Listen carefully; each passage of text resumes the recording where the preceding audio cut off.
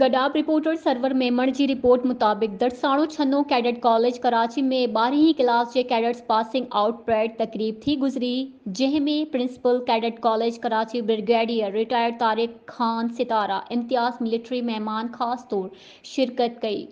Passing out parade तकरीब के खिताब कंदे चयो त कैडेट कॉलेज कराची में बिजली ऐं ॿियूं सहूलतूं घटि हुजण बावजूद कैडेट्स शानदार रिज़ल्ट हासिल कया आहिनि, जंहिं ते फ़ख्र आहे, जंहिं ते समूरनि कैडेट्स लाइ दुआगो आहियां त मुस्तक़बिल में पंहिंजा मक़सद हासिल करण में कामयाब थींदा।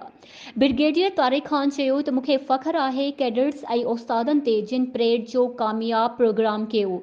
हुननि चयो त हर साल जियां हिन साल बि रिज़ल्ट बहितरीन आया आहिनि, जंहिंजे लाइ मां कैडेट खे ख़राज तहसीन पेश कयां थो, जॾहिं त शुरूआत में बिजली ऐं ॿियूं सहूलतूं न हुजण जे करे कैडेट्स तमामु घणो कमु कयो ऐं तोड़ निभायो ऐं अॼु पंहिंजा 5 साल पूरा करे पंहिंजो फाइनल परेड मुकमल करे रहिया आहिनि।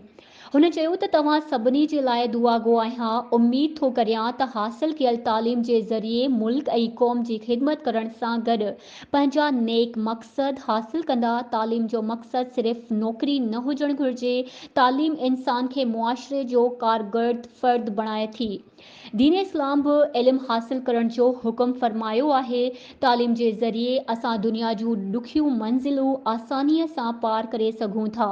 तकरीब खे वाइस प्रिंसिपल प्रोफेसर मलिक ज़हूर अहमद ऐं ॿियनि पिणु ख़िताब कयो, जॾहिं त इलाइक़े मुअज़्ज़िज़न मंज़ूर अहमद मेमण, मौला बख्श मेमण, अब्दुल कादिर दर्स समेत ॿियनि पिणु शिरकत कई।